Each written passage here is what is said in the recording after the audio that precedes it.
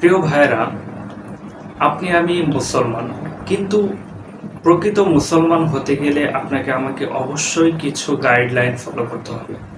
হযরত ইবনে ওমর রাদিয়াল্লাহু তাআলা আনহু থেকে বর্ণিত রয়েছে, রাসূল সাল্লাল্লাহু আলাইহি ওয়াসাল্লাম বলেন, বুনিয়াল ইসলামু আলা খামসিন, যে ইসলামের মূল ভিত্তি হচ্ছে 5টি জিনিসের উপর। অর্থাৎ এই 5টি বিষয় যদি আমরা ফলো করতে পারি তাহলে প্রকৃত মুসলমান হতে পারবো, অন্যথায় আমরা প্রকৃত মুসলমান হতে পারবো না। চলুন একে একে জেনে নেওয়া যাক সেই 5টি বিষয় কি। 1 নম্বর হলো শাহাদাতু আল্লা ইলাহা ইল্লাল্লাহ ওয়া আন্না মুহাম্মাদার রাসূলুল্লাহ। এই সাক্ষ্য দেওয়া যে আল্লাহ বাদে আর কোনো ইলাহ নেই এবং মুহাম্মদুর রাসূলুল্লাহ সাল্লাল্লাহু আলাইহি ওয়াসাল্লাম আল্লাহ তাআলার রাসূল, এটি মুখে স্বীকৃতি দেওয়া।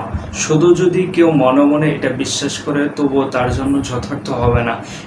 কেননা অনেক হিন্দু অথবা অন্য ধর্মাবলম্বী রয়েছে যারা অনেকে মনে মনে বিশ্বাস করে যে আল্লাহ রয়েছে, আল্লাহ তাআলার সর্বশেষ নবী এবং রাসূল হলেন মুহাম্মদ সাল্লাল্লাহু আলাইহি ওয়াসাল্লাম, কিন্তু তারা মুখে স্বীকৃতি দেয় না।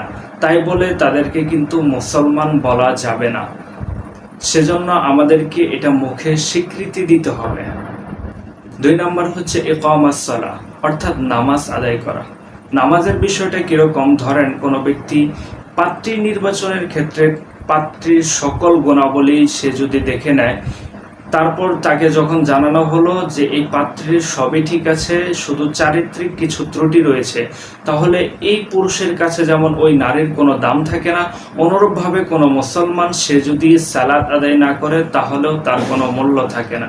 সেজন্য 2 নাম্বার ইসলামের ভিত্তি হচ্ছে সালাত আদায় করা।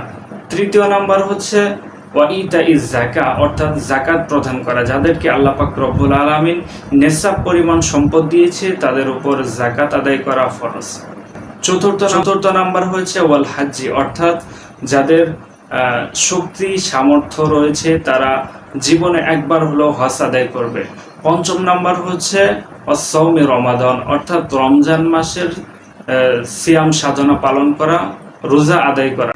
আল্লাহ পাক রব্বুল আলামিন আমাদের সবাইকে ইসলামের এই 5টি ভিত্তিকে পুঙ্খানুপুঙ্খানুভাবে মেনে চলার তৌফিক দান করুক। আমিন।